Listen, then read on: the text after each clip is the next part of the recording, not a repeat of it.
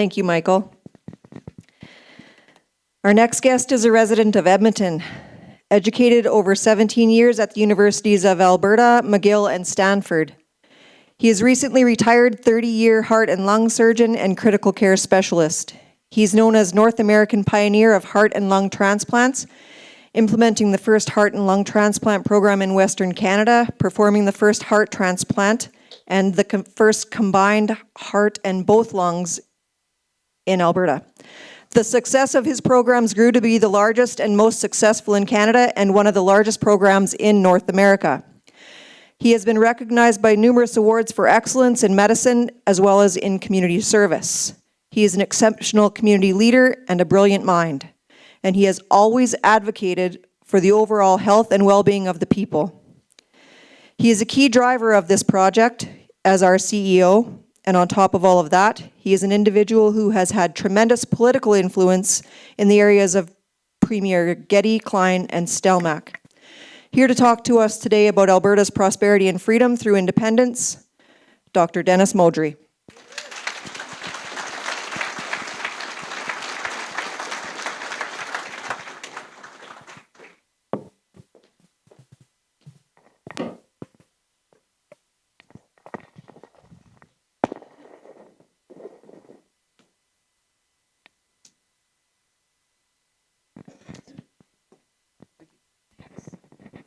I thought I'd walk across that distance to provide a little suspense.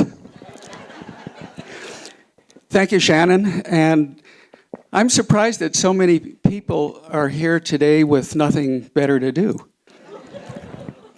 I'm going to start off a little different today. Lana, would you come and just stand right over here, please? Lana? Yeah. Just stand right here. This is my wife, and we had an interesting morning. I just want to share it with you. So we're having breakfast at the hotel in Calgary. And she says to me, you know, Dan, you need more of a spark when you start off. So I said, okay, and I was thinking about that. So my first comment is, here's my spark. Hey, don't go, come back. So then after breakfast, we go up to the room, and she says to me, can I use your toothpaste? And I said, it's going to cost you a penny. She said, what about the carbon tax? I said, that's $5. So she usually tells me as well, you know, be strong, not long. Okay, you can sit down now.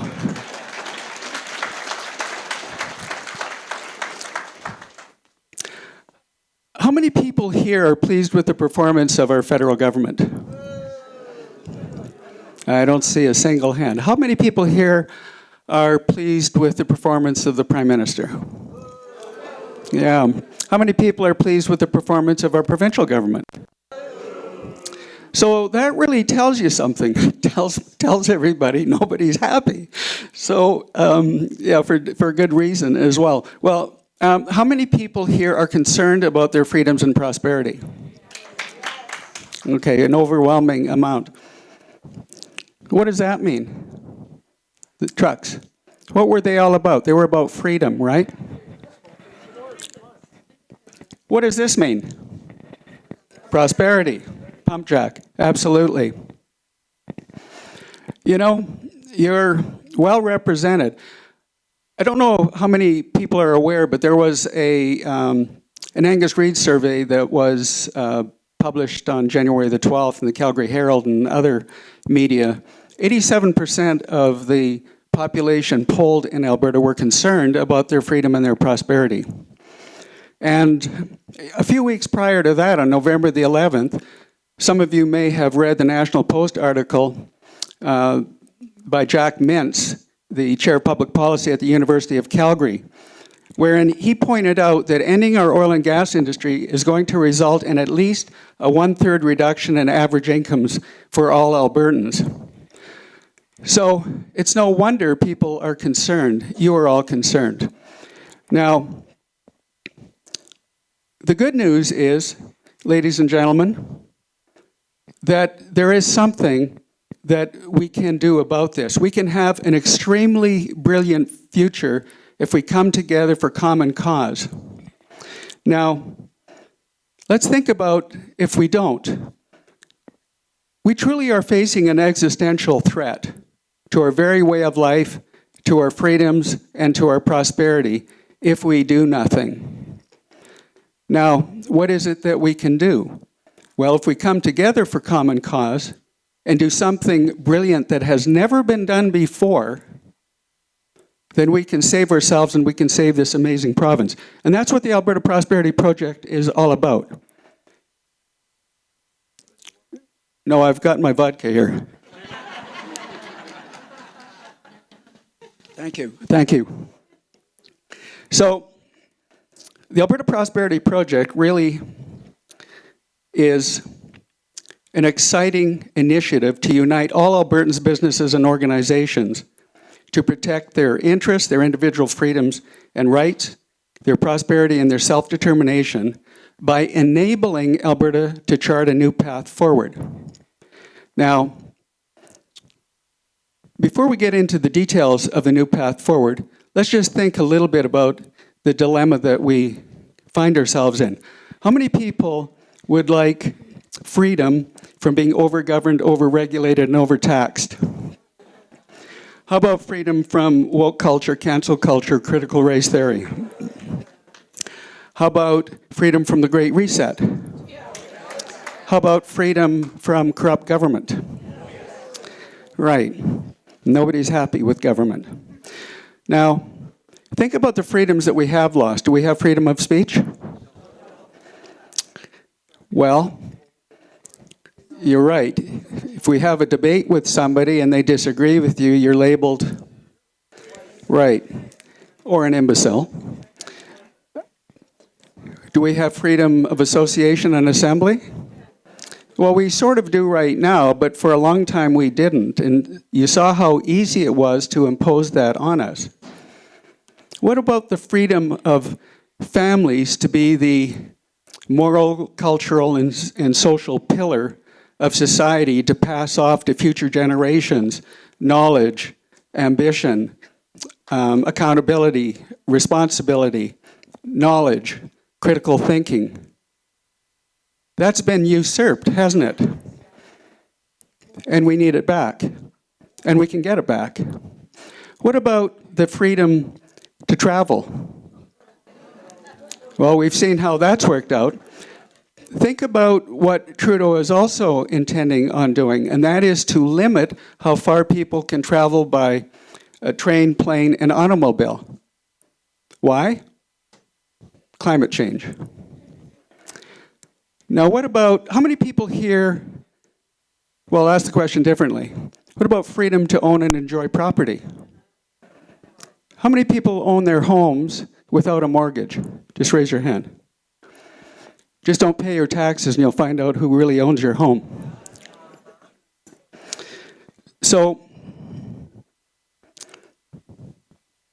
the Great Reset. I used to think this was a conspiracy theory, but apparently it is conspiracy fact. It really is a massive influential movement by the global elites of the World Economic Forum, the United Nations, under Agenda 2030,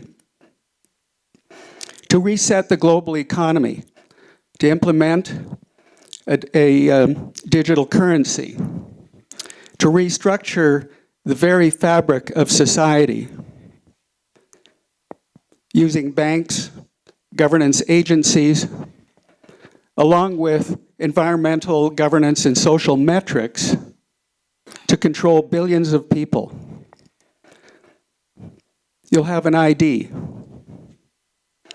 With that ID, you will be categorized, cataloged, controlled, and tracked by your cell phone as to whether or not you can even access your bank accounts.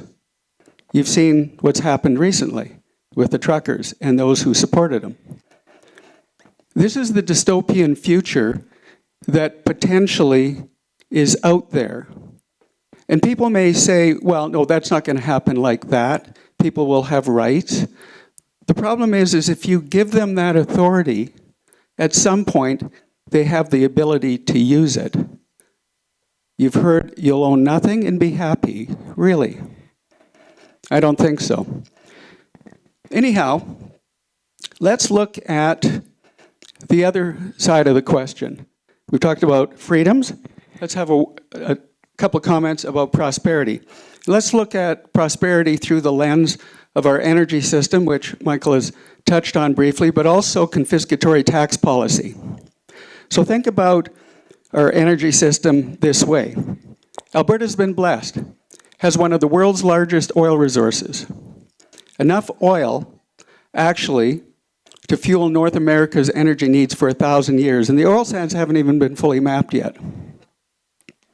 But we're going to import oil from other countries that don't have the same environmental and social standards that we do. How does that make sense?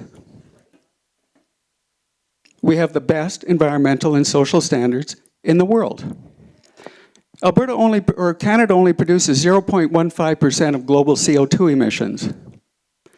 Yet, we are vilified by the eco-alarmists and the environmental radicals who don't understand or won't accept, for example, that you could take a gas plant or a coal plant on 4 acres of property that produces X amount of energy. To replace that with a wind farm, you need to place wind turbines on 2,500 acres. How does that make ecological sense? It doesn't at all. Notwithstanding, they're not biodegradable, right? So you got to bury them. But even to create those solar panels and wind turbines, guess what you need? The oil industry. How many people know how many products emanate from a barrel of oil? Somebody last night came out with a great line. I just howled. He said, all of them. And it was funny, but you know, the point is there are over 6,000 products that emanate from a barrel of oil. I mean, everything from, you know, contact lenses to components of your cell phone, computers, what wraps this cable and many other cables, what we drive on, makeup, nylons, clothes. You can look them up. It's easy to find. It's all online, including medications, aspirin, Tylenol, anesthetic agents. Now, you know, literally, we would go back to the Stone Age without our oil industry. Literally. Imagine needing surgery, and you go into the operating room, and the surgeon gives you a couple of shots of whiskey, and then a few minutes later, he says, here's a bullet, put it between your teeth, bite hard, this is going to hurt. Well, that's the kind of thing that we're looking at without the oil and gas industry. It really is insane. But even more galling is that not one apocalyptic prediction in the last 100 years, apocalyptic climate prediction has occurred. Not one. And even more galling than that is Steve Allen's report. Do you guys know what that is? Okay. So the provincial government did one thing good. Occasionally they do something good. What they did is they commissioned Steve Allen, who's a forensic accountant, to look into foreign spending to influence the prevention of the development and transport of our natural resources. Between 2003 and 2019, $1.3 billion was spent to shutter our oil industry. Where did that funding come from? Well, of course, it came from various non-government organizations and Suzuki Foundation, Tides Foundation, all of these environmental groups. But where did they get their money?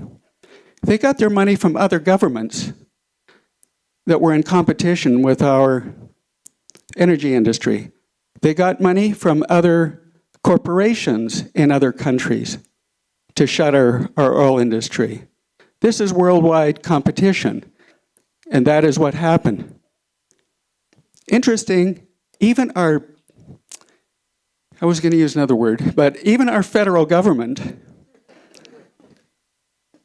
funded these organizations. That's insane. Well, so that's one aspect of prosperity I wanted to touch on. The other one I wanted to talk on briefly was confiscatory tax policy. In 2018, we were taxed federally about $60 billion went out of this province. Do you know how much we got back? 27. Think about what could happen if we retained all of that wealth. Michael has a good idea. But here's a couple of ideas. We overfund the pension system by $3 billion. What about $3 billion for our seniors and pensioners? That would improve things significantly.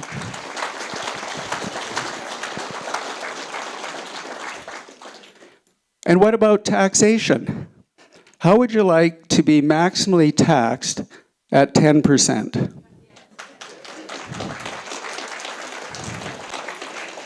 And let's get to property ownership. It is even possible, we have an economist on our board, really bright guy, Tanner Naday. I don't know if some of you have heard him. But it's even possible, ladies and gentlemen, over time that we could eliminate property tax, in which case you would then finally, truly own your property.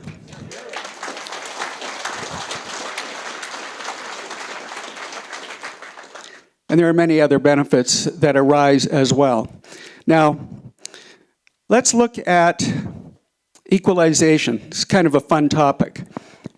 Let's think about ending equalization. I want to approach this from this perspective because what are we to do then? Michael's already hit the nail on the head in terms of what we need to do, that is independence. But we are facing three options right now. One is the status quo, and we know the future is the Great Reset if we do nothing, right? That will happen. The second two options are independence within Canada or independence untethered to Canada. Now, how do we get there? Well, let's think about how we get there in terms of independence within Canada. How many people would prefer that Alberta stay in Canada, but with a much better deal, control of its natural resources, and no federal government overreach, regulatory overreach, interfering with what we do here? How many people would prefer that? Okay, so there's maybe a dozen to 15 hands. How many people would prefer that Alberta get out of Dodge? All right, so this is pretty much the same kind of response that we see when we've been giving these presentations. And I think it's important for everybody to understand, and Michael touched on it, but I want to put a couple of points to this issue. I want to approach ending equalization as a metaphor for ending any other egregious program that compromises Alberta. And let's look at ending equalization through the lens of history, the lens of the structural electoral imbalance, and the constitutional hurdles. Very briefly, history. So, as you know, Alberta was incorporated September 1, 1905, thanks to the efforts of a gentleman by the name of Sir Clifford Sifton. He was the Minister of the Interior in the Liberal government of Sir Wilfrid Laurier. And he said in 1904, and these words are really prescient to understand why in the heck we're here now, why we are the way we are now. He said in 1904 these words, a year before Canada was incorporated Alberta into Confederation. He said, "We desire, and all Canadian patriots desire." Canadian patriots, really. Those are the people at that time living in Quebec and Ontario. So we desire, and all Canadian patriots desire, that the great trade of the prairies shall go to enrich our people in the East, to build up our factories and our places of work, and in every legitimate way contribute to our prosperity. Not the prosperity of Alberta or the West in general, but our prosperity, the Eastern prosperity.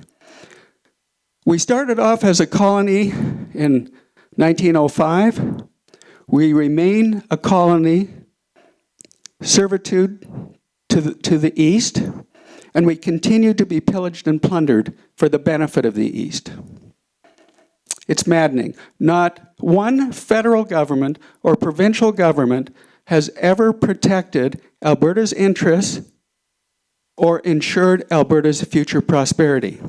Think about that. Not one. Now, I'm going to say one other point. How many people here were around with the aftermath of the national energy policy and felt that pain? Okay, quite a number of hands. Now, how was it sold? This is really important to understand as well. It was sold to Canadians, and particularly to Albertans, that there was so much wealth being generated in Alberta that it would be a nice thing to do to share in the wealth and improve the social programs in poorer regions of the country. That's how it was sold. Now, in the late 70s, you need to understand that Alberta, as Michael pointed out, was absolutely booming. Every major bank was moving its head office to Calgary. CIBC did. There was a massive demographic shift of people and businesses to Alberta. But that collided with the Quebec secessionist movement. So the national energy policy was brilliant in its strategy because it did fundamentally two main things. Not the improvement of social programs elsewhere. Its purpose was two things. One, to prevent Alberta from ever again becoming the economic center of power in Canada. And number two, to buy Quebec's loyalty to Canada. And now you understand why Quebec gets 2 of every $3 of equalization. Doesn't that anger you? Okay, so ending equalization, if you understand even that little bit of history, and what Michael said earlier amplifies it, it seems very difficult to end equalization. Now, the second thing that I want you to think about in terms of ending any egregious program that adversely affects Alberta is what Michael has alluded to, the structural electoral imbalance. We don't have representation by population, and it doesn't really matter because it wouldn't make any difference, because as Michael pointed out, two key things.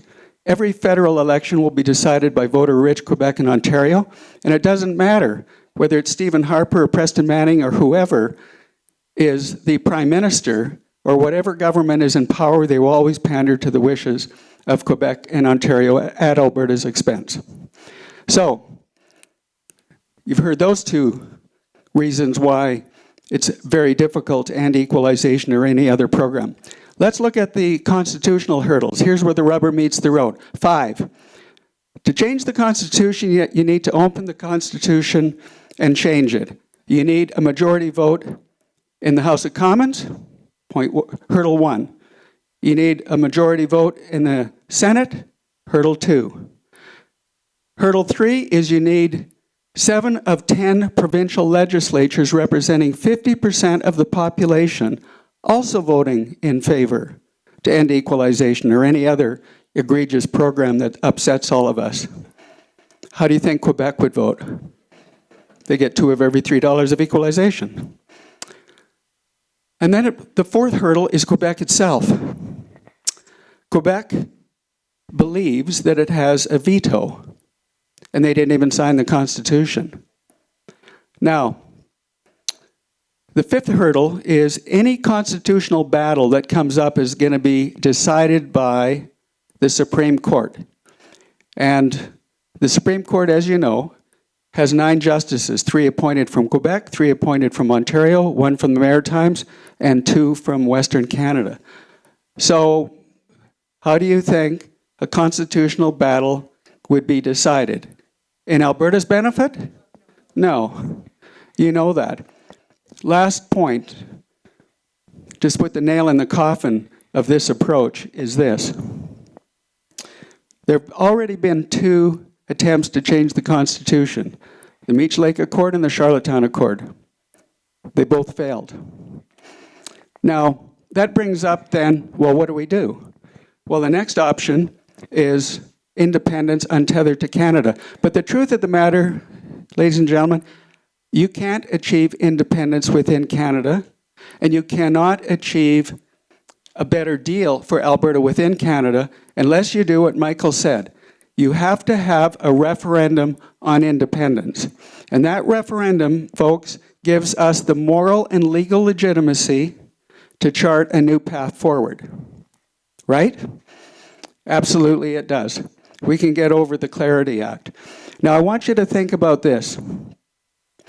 So in 2023, this is important. We don't have a heck of a lot of time.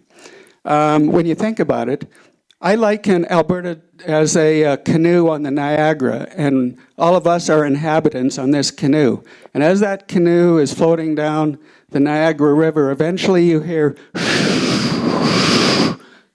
the rush of the falls.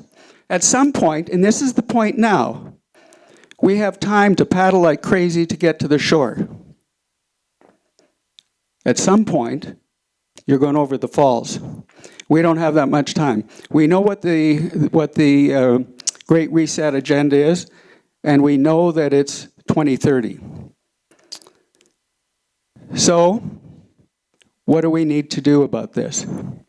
Well, we need to focus on electing a government in 2023 that will absolutely commit to protecting your interests, your individual freedoms and rights, your prosperity, and your self-determination. And that will commit to holding an honest referendum on independence. Now think about, imagine this, that government is elected in 2023. It could be a refurbished UCP, it could be a combined independence movement, it could be a new party as a result of a whole bunch of UCP MLAs forming a new party because Kenny remains in his leadership position. It doesn't matter. What matters is that it's an independence-focused government that will do those things that I just said. Then what happens? Immediately, the first piece of legislation is this. You implement the Alberta Sovereignty Act. The Alberta Sovereignty Act does a number of things. One of them is to create new banking regulations for Service Credit Union and ATB that take them out from under federal regulatory control. Why that's important is because it will protect depositors from CRA. In addition,